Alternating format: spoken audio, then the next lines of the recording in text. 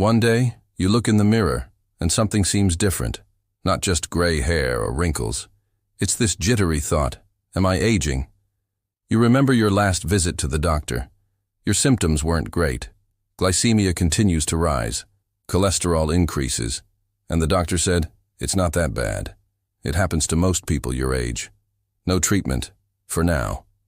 But a sentence remained engraved. Most people your age. How old is that? When pain begins to appear, when fatigue persists, when the mental fog settles. It's not terrible, it's just that it's not like before. And maybe it's time to change some things, while there's still time. Hello, health champions. Today we're going to talk about the 10 best foods to eat after 50 years. Most people, when they grow up, feel almost invincible.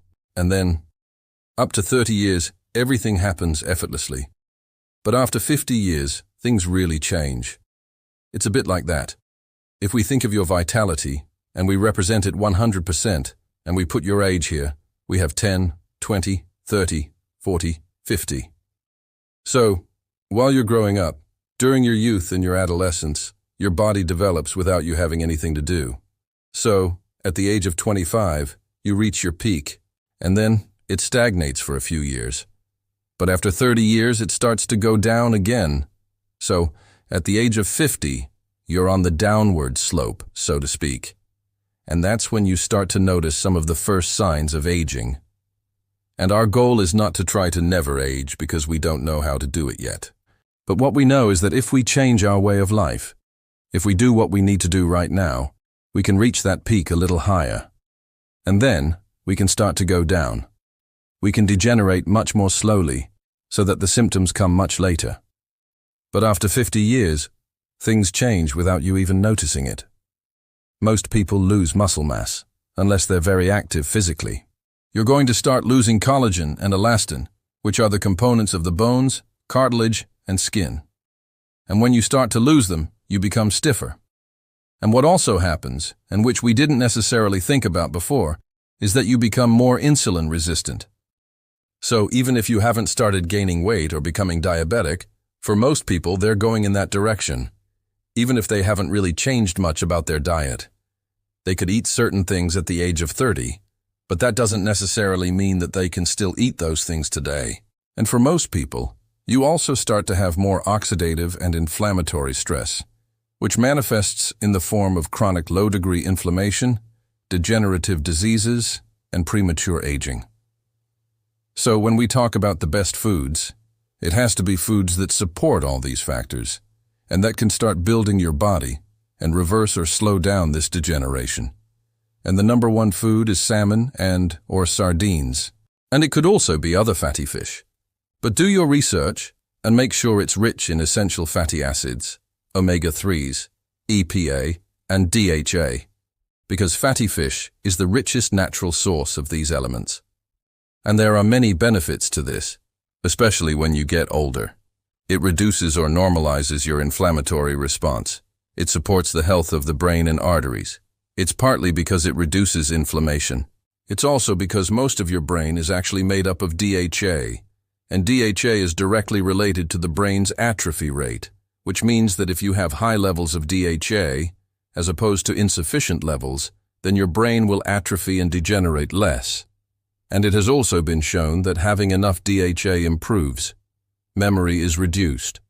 Neurological decline compared to people who have less of this DHA. But what's scary is that since most people don't eat fish, and that we eat a lot of transformed products, most people are deficient in these omega-3s, and fish or fish oil is not really an option. If you don't eat fish, if you don't eat fatty fish 3 times a week or more, then take a fish oil supplement. Food number 2, avocados, rich in potassium and monounsaturated fatty acids. They help the heart by improving vascular elasticity. If the blood vessels are elastic, it's easier for the heart. It doesn't have to work as hard to pump blood through the vessels, and it also facilitates the maintenance of normal blood pressure. Avocados are also very rich in fiber and very poor in net glycine. And this is a very important factor for insulin resistance because you become less tolerant of glycine, and it helps to stabilize insulin with fewer insulin responses, and it helps to maintain your blood glucose. It also helps to absorb vitamins A, D, E, and K, all liposoluble vitamins, as well as carotenoids like beta-carotene, which is a provitamin A that your body can convert into vitamin A. Number 3. Cruciferous vegetables. These are things like broccoli, Brussels sprouts, cabbage, cauliflower, cabbage, and rocket. There are many others. If you want to vary, do some research. It's a great idea. ELADEN has improved liver detoxification. These foods therefore contain specific compounds that considerably strengthen the liver's ability to detoxify effectively.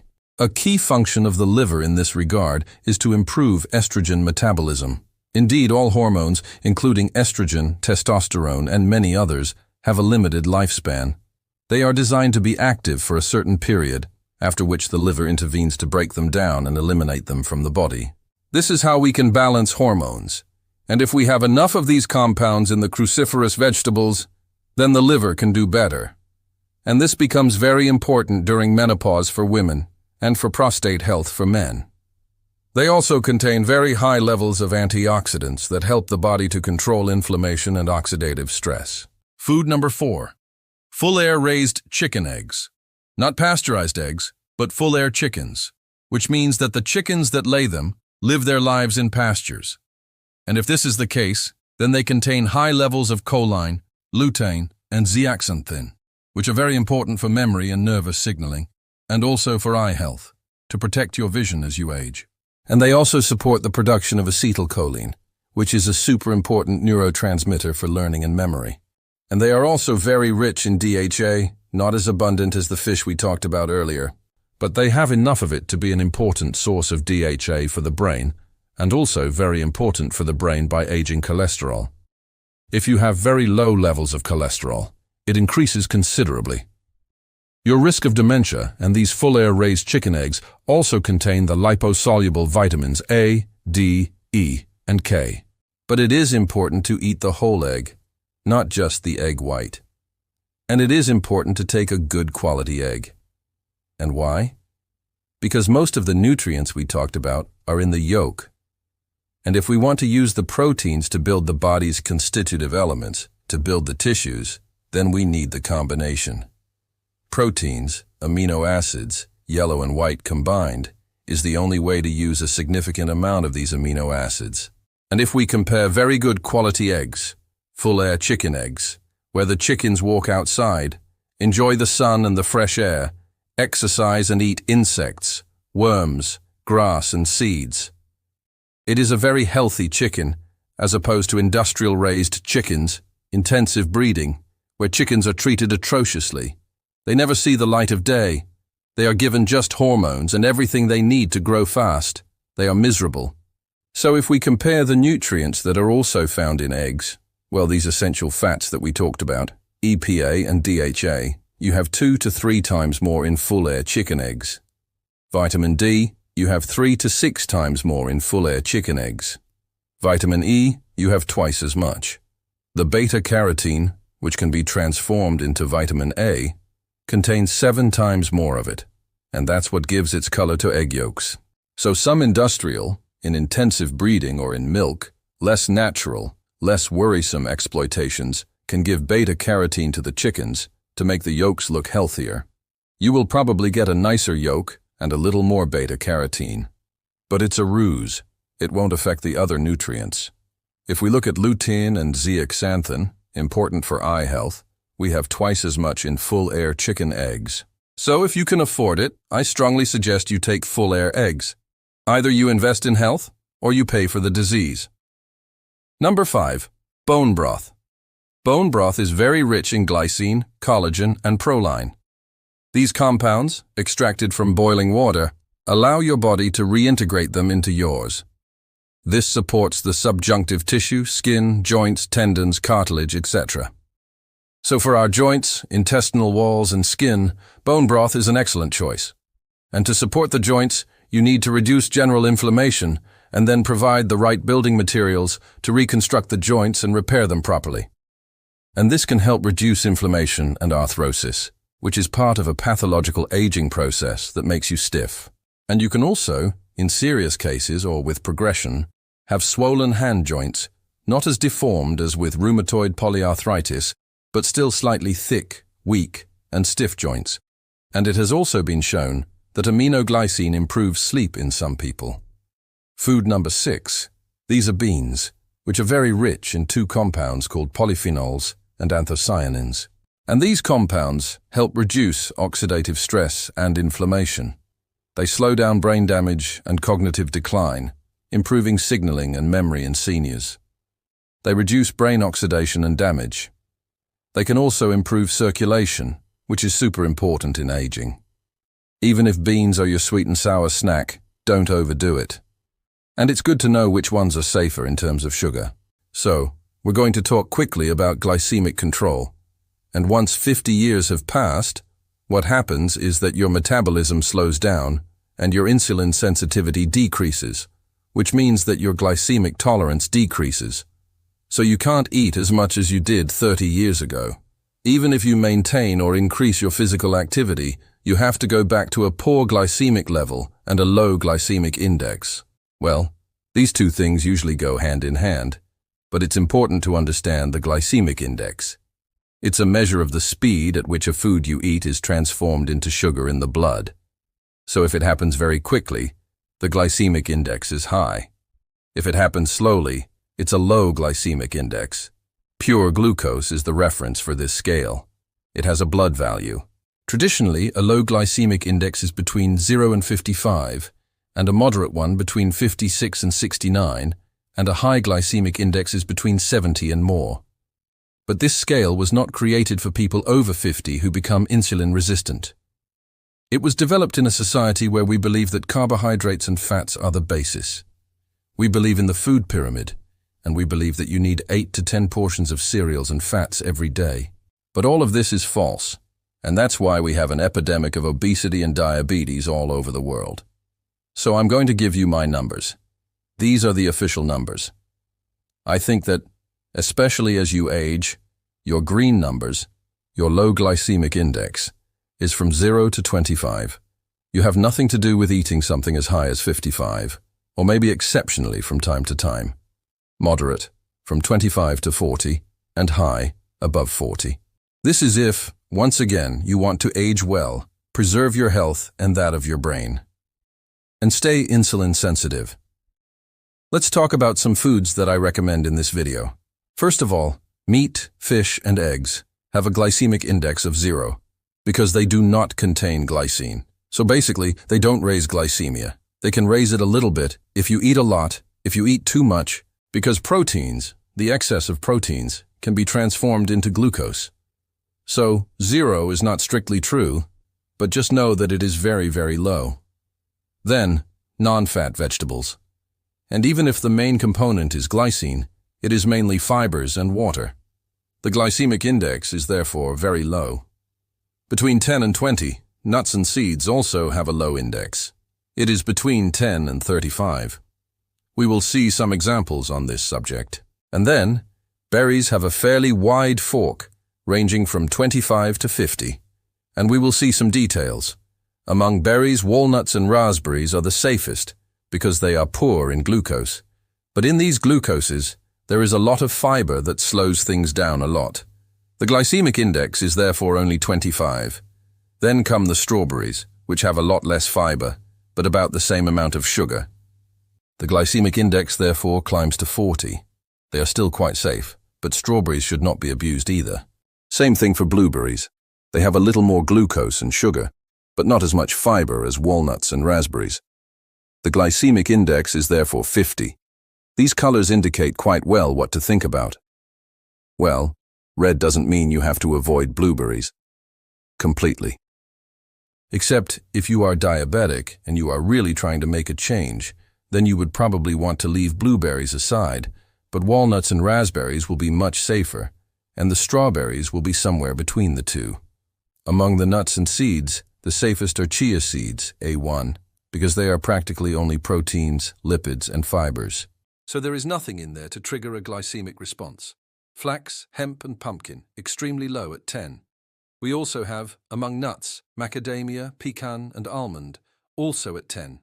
At 15, we have walnuts, pistachios, and hazelnuts. And then, At the bottom of the list of seeds, we have sunflower and sesame seeds at 35, so it's still relatively low.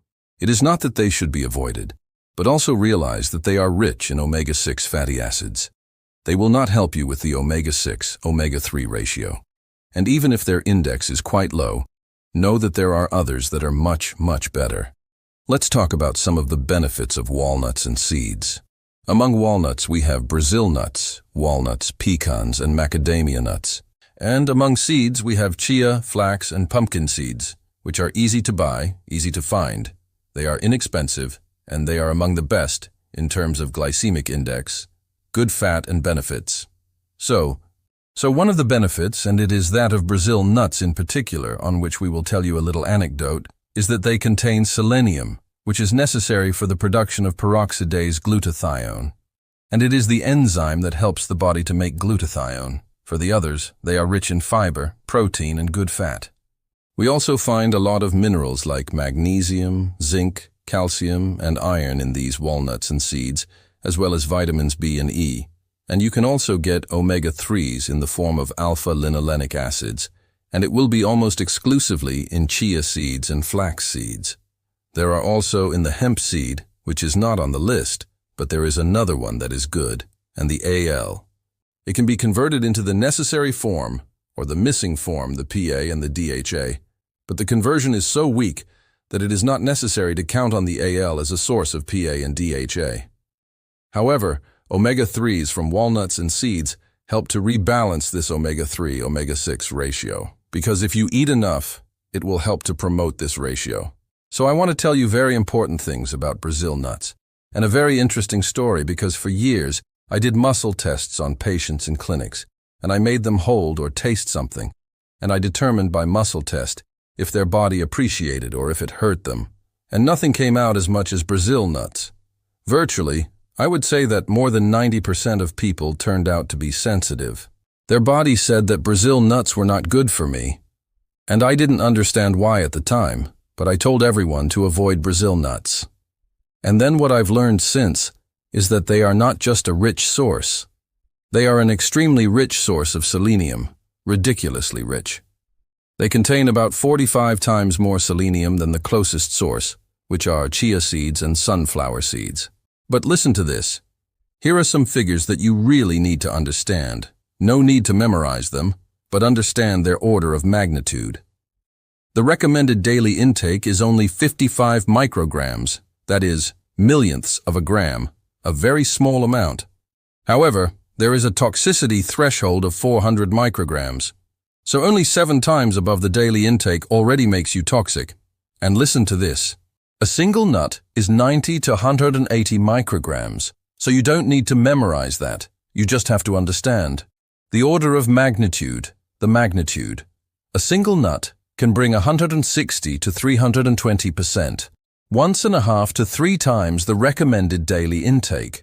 Basically, 3 nuts would already put you above the toxicity threshold. That's why so many people came to the clinic, and the muscle test revealed a sensitivity to Brazil nuts, because a handful will already put you above the toxicity threshold. So the moral of the story is that you have to understand that there is a toxicity threshold. You can consume 1 to 2 a day without danger. Or, if you don't eat it every day, a handful.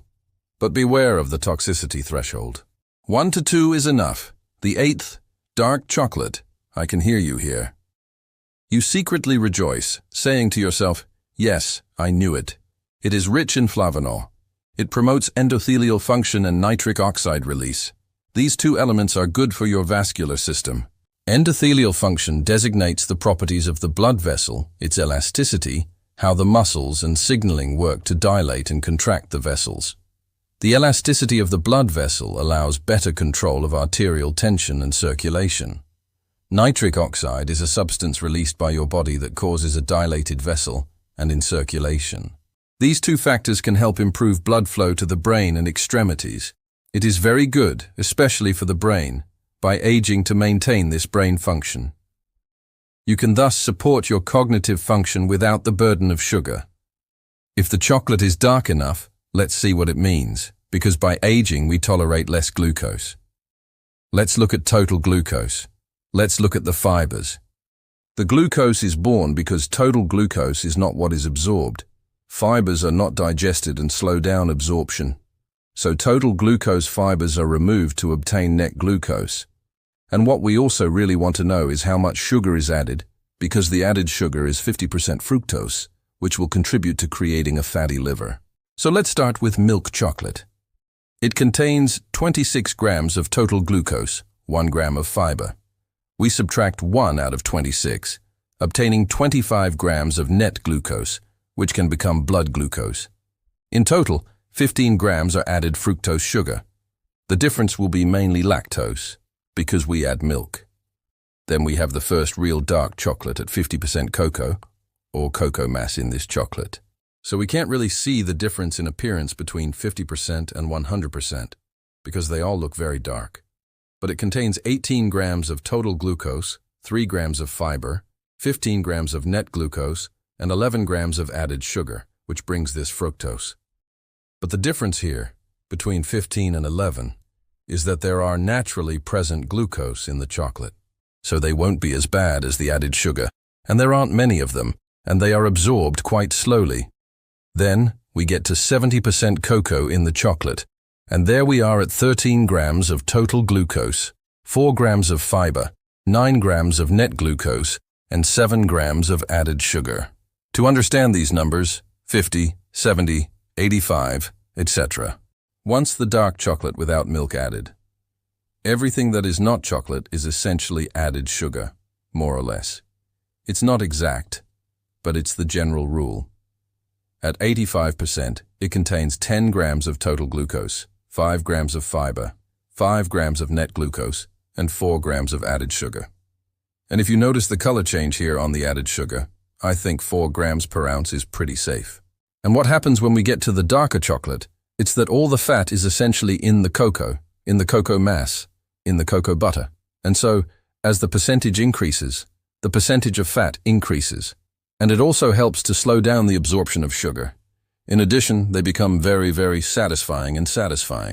While an ounce of chocolate at 85% is quite satisfactory, with milk chocolate, it's very, very addictive.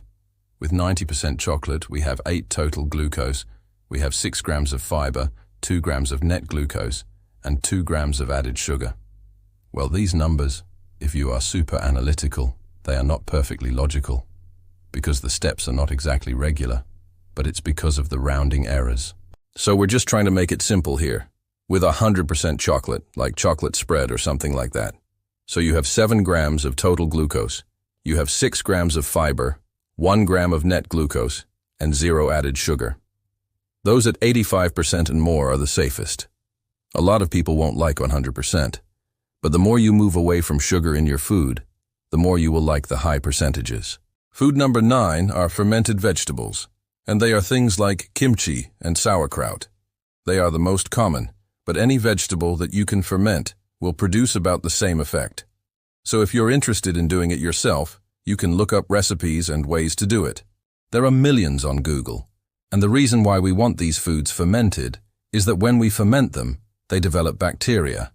And these bacteria are very beneficial for your intestine, for your microbiome, and they help restore your microbiome and your diversity.